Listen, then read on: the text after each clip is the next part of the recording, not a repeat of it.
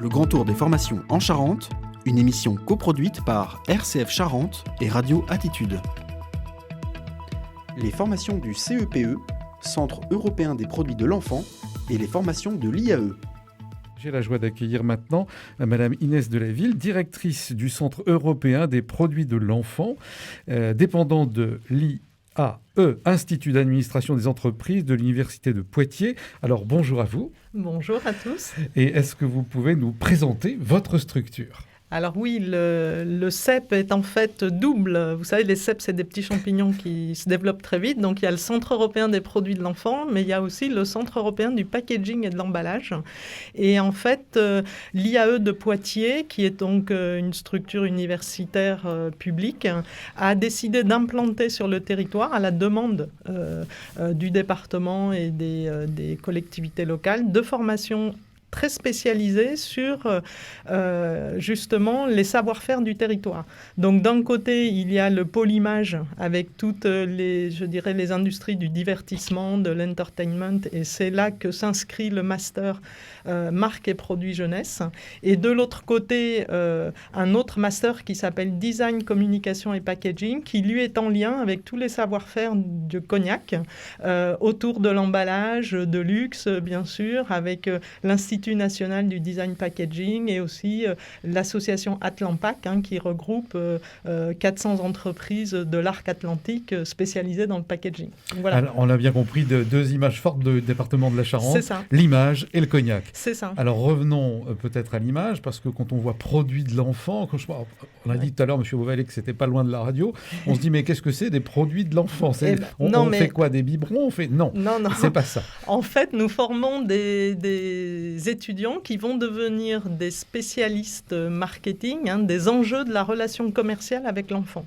Et l'enfant, c'est une tranche d'âge qui va de la pré-maman, donc l'enfant à venir, jusqu'à 25 ans, c'est-à-dire le jeune adulte un peu nostalgique de ses années d'enfance, évidemment de tous ces univers qui l'ont formé, on va dire, sur le plan des goûts, des préférences, etc. Donc on est sur une tranche d'âge très large et on va s'intéresser à toutes les activités culturelles, à la fois évidemment de la maman avec son bébé, mais aussi du jeune enfant, ensuite du collégien, du jeune adulte qui va se retrouver au lycée. Voilà, on va suivre effectivement tous les centres d'intérêt. Alors vous savez que ces centres d'intérêt sont très variés. Évidemment, il y a tout ce qui est culture, la musique, les émissions qu'ils vont regarder, leur entrée sur les réseaux sociaux, mais il y a aussi évidemment tout l'alimentaire, toute la mode, voilà, tout ce qui va les intéresser. C'est nos objets d'études et on va effectivement former des étudiants dont les entreprises ont besoin, parce que les entreprises qui s'adressent à la jeunesse ont besoin de jeunes pour communiquer avec leurs cibles.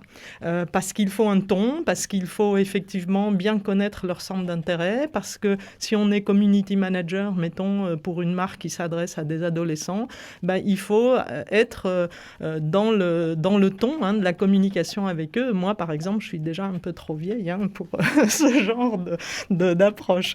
Mais voilà, en tout cas, c'est une clé d'entrée sur le marché du travail, justement parce que si on est formé aux différents enjeux de la relation commerciale avec les enfants et les jeunes, il y a différents types d'enjeux. Il y a des enjeux, on va dire, liés à la propriété intellectuelle.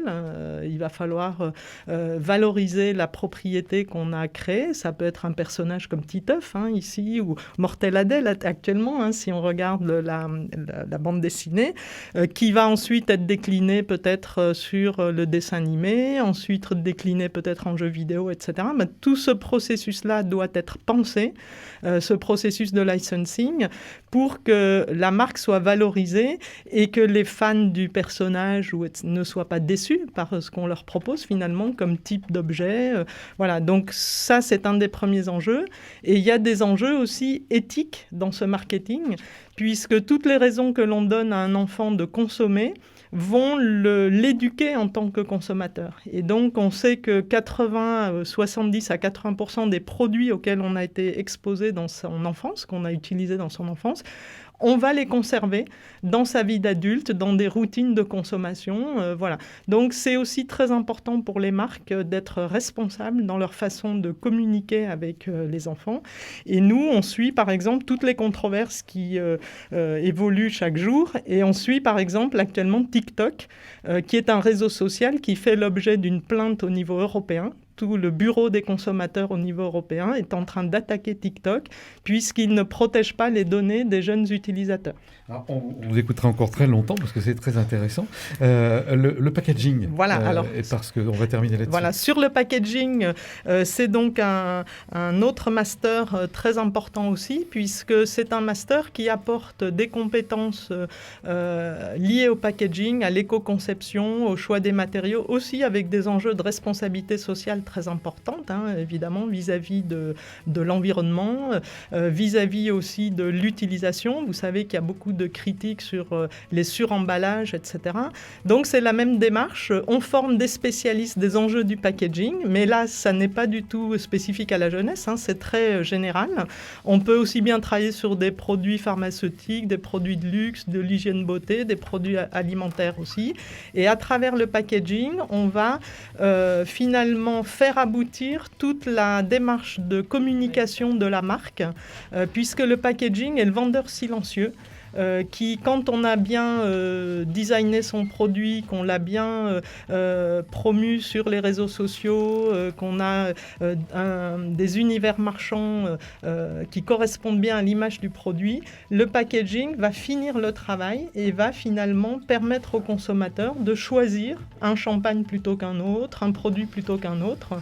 Et donc, c'est tout cet aspect de communication que le marketing organise qui va se concrétiser à travers le packaging. C'est l'image là aussi. On vous retrouve sur le site de Produits de l'enfant. Oui, alors le CEP, c'est très simple. Vous tapez CEPE et marketing à côté et vous tombez tout de suite sur notre site où vous trouverez des informations beaucoup plus détaillées sur chacun de ces diplômes. Très bien, merci d'être venu nous rencontrer ce matin, Madame de la Ville. Bonne journée à vous. Merci. Au revoir. Le Grand Tour des formations en Charente, une émission coproduite par RCF Charente et Radio Attitude.